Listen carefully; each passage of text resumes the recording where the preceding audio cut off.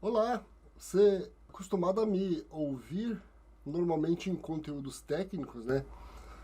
Mas como eu tenho recebido muitas perguntas, especificamente no chat e algumas por e-mail, sobre exportar serviços na área de dados, eu resolvi falar um pouquinho sobre isso, já que eu estou aí na área de dados há 13 anos e dos 6 últimos anos eu tenho exportado serviço, né? Então achei que valia a pena deixar algumas dicas. Então deixar claro que é minha opinião baseado na minha experiência. Se com alguém é diferente ou se discorda de alguma coisa, é apenas aí o que aconteceu comigo. Deixar claro aqui também que quando eu falo exportar serviço, eu não estou falando do ponto de vista, vamos falar assim, tributário, né? Que quando você exporta serviço como uma empresa com CNPJ, existe uma questão tributária diferente, é isento de alguns impostos.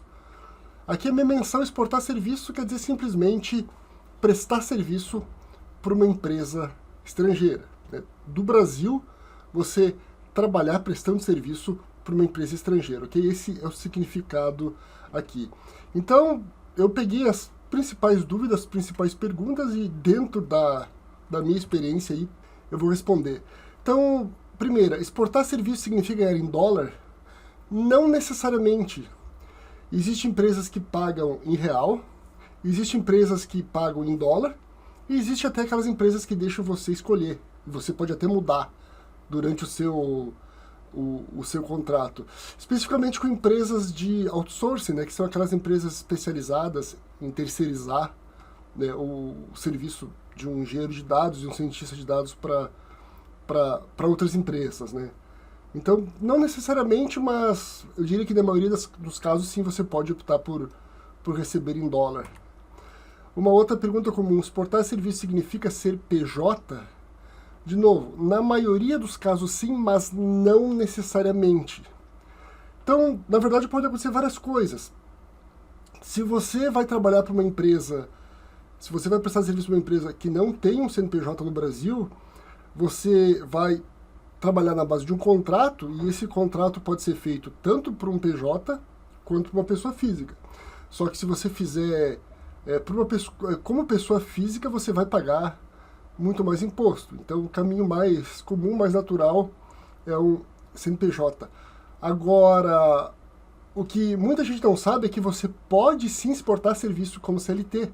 Existem empresas multinacionais que têm, né, uma filial aqui no Brasil, né, e contratam como CLT.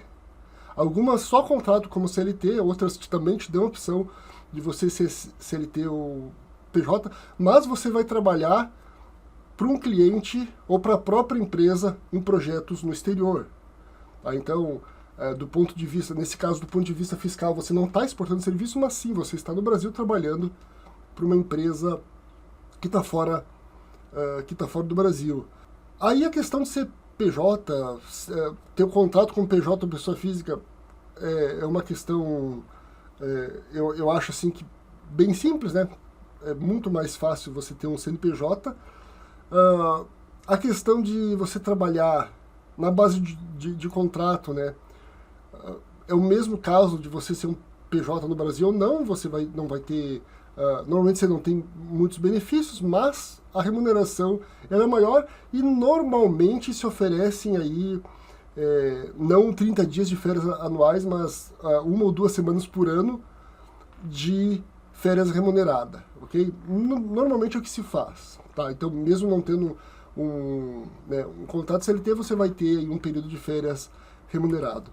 A outra pergunta, exportar serviços significa ganhar bem? Claro que esse é um dos maiores, uma das maiores curiosidades, um dos maiores interesses das pessoas.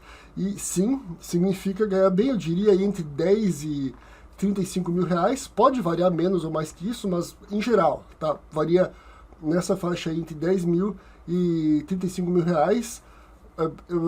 Geralmente salários que não são CLT, eles são maiores, mas existem sim remunerações muito altas como CLT, ok? Existe também.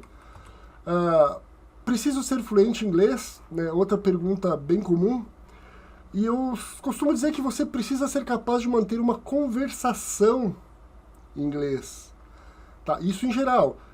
Então, você vai ser testado, o seu inglês ele vai ser testado em uma ou mais entrevistas, mas normalmente não existe um teste formal de inglês, como, por exemplo, quando você vai se candidatar lá para uma universidade no exterior, né?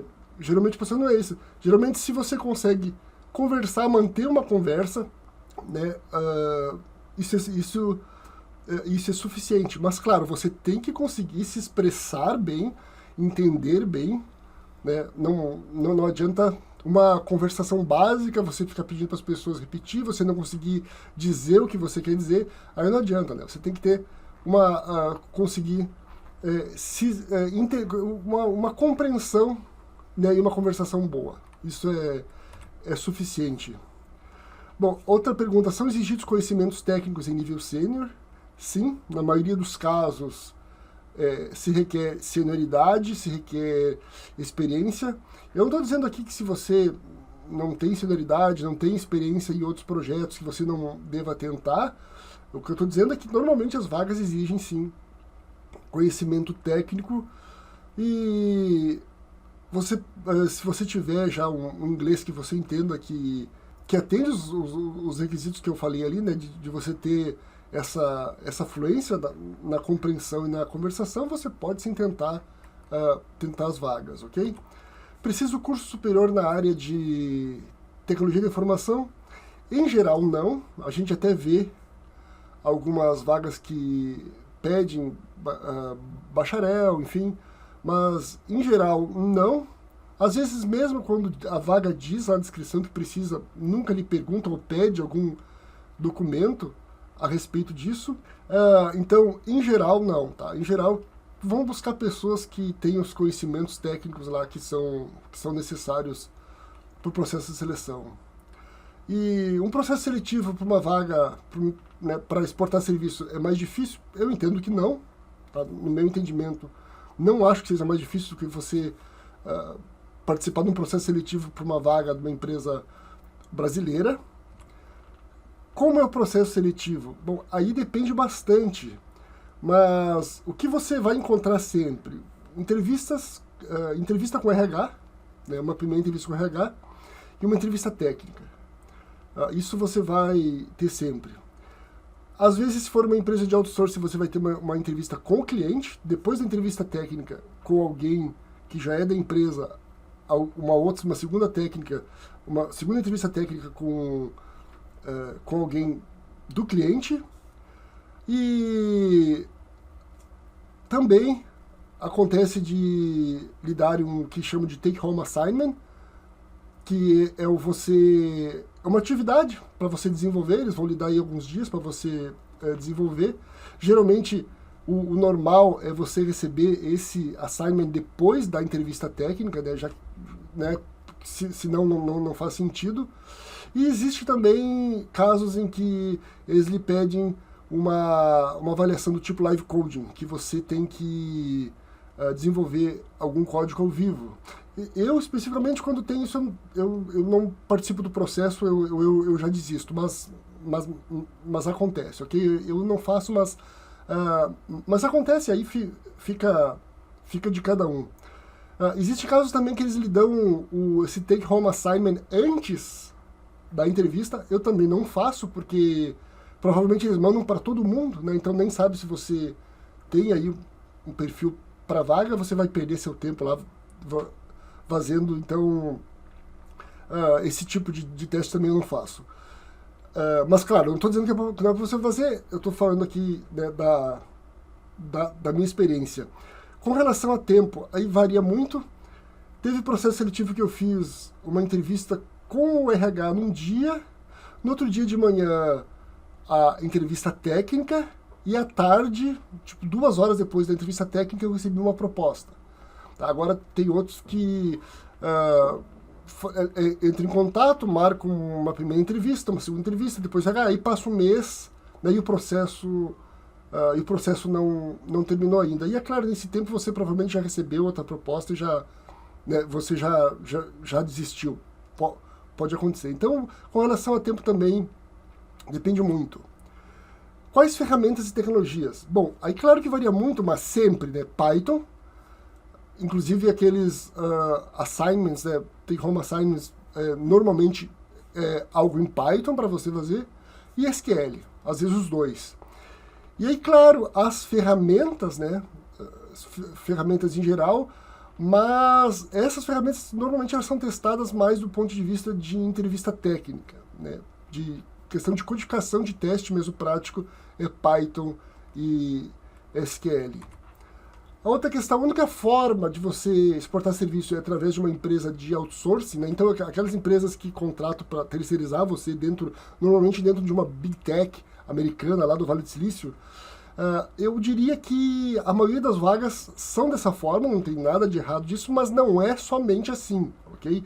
Existem muitas empresas que contratam diretamente, tá? Mas eu não tenho dúvida que a maioria das vagas é através de uma empresa de outsourcing.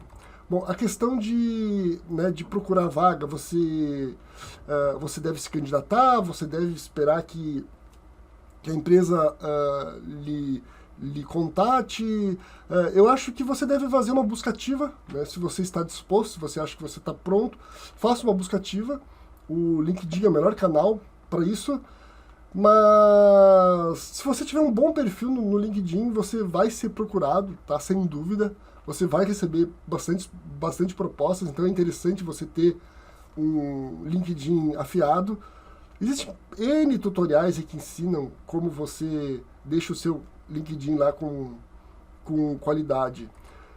Me perguntaram já recentemente, as vagas estão diminuindo, né? Se você quer exportar serviço, as vagas estão diminuindo. Se falou durante um tempo, alguns meses atrás, que havia uma bolha, né, na parte de desenvolvimento e que essa bolha tinha estourado e que as vagas iam diminuir drasticamente, que os salários iam baixar. Não tenho essa impressão, eu recebo sondagens quase diariamente e sei de vários colegas também que recebem.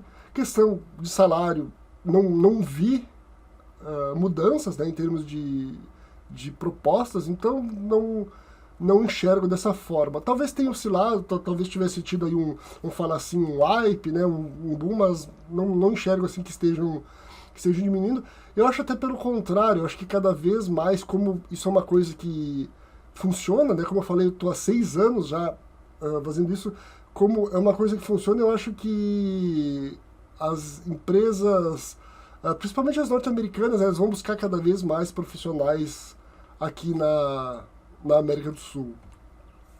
Bom, e aí, o que eu devo buscar numa vaga, né? Se você estiver procurando ativamente ou até para você avaliar, né, uma proposta.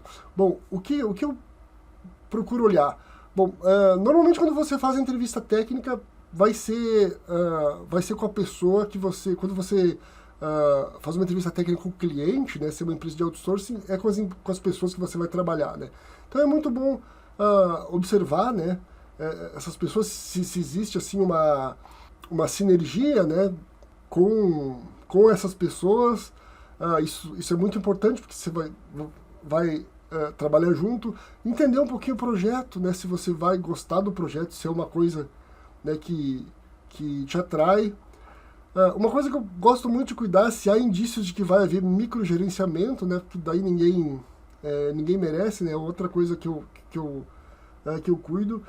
E também, uma coisa que eu não me importo é que se eu for ter que trabalhar com uma ferramenta ou com uma linguagem que eu ainda não conheço, ou que eu não domino, né, se não for problema para a empresa, para mim não é, porque dentro de tudo que a gente tem que aprender, né, sempre uma ferramenta a mais, uma linguagem a mais não vai ser problema. Bom, então, para encerrar aqui algumas dicas rápidas, então se você está pensando aí, né, em se preparar para isso, para exportar serviço, o que eu sugiro?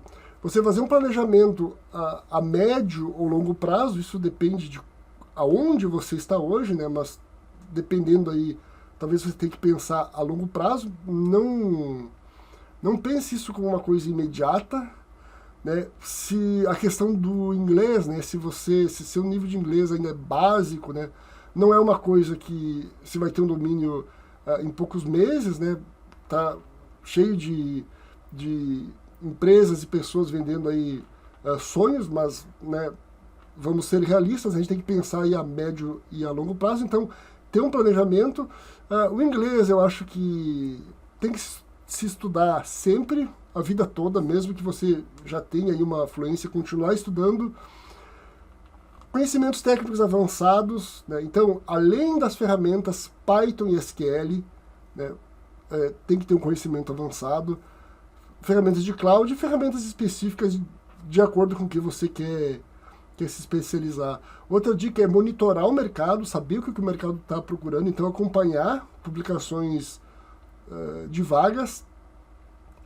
E uma última dica, então, é não deixe de se candidatar a uma vaga se você não atende 100% dos requisitos. É claro que você não vai perder seu tempo e às vezes até, né, entre aspas, passar vergonha com uma coisa que você não conhece nada.